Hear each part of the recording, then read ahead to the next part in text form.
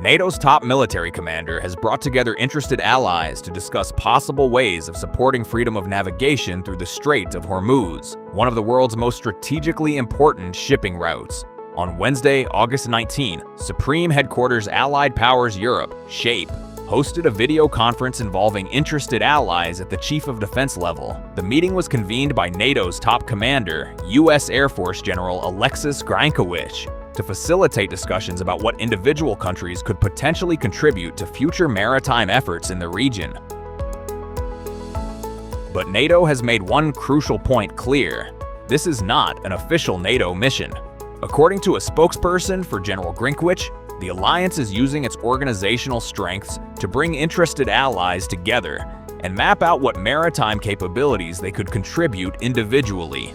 NATO itself is not launching a formal operation to reopen the Strait of Hormuz. Instead, the discussions are focused on coordinating options outside the alliance's formal structure, allowing participating countries to explore possible contributions without committing NATO directly to the wider Iran conflict.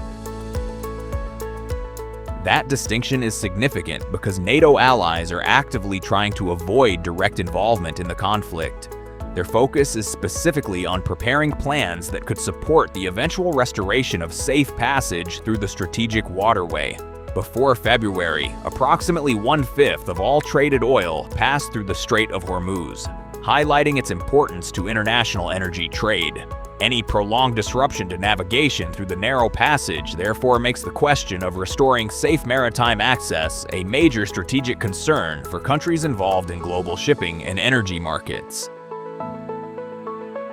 Meanwhile, France and Britain are leading a separate effort to establish an independent maritime coalition involving roughly a dozen countries. This proposed group would operate outside the formal NATO structure and would aim to guarantee safe passage through the Strait of Hormuz once current tensions ease or the active conflict is resolved. For now, the initiative appears focused on building coordination and identifying potential capabilities rather than announcing an immediate operation to reopen the waterway. However, the source highlights one major obstacle to any lasting solution: Iranian acquiescence. NATO can facilitate discussions, while France and Britain can build an independent coalition.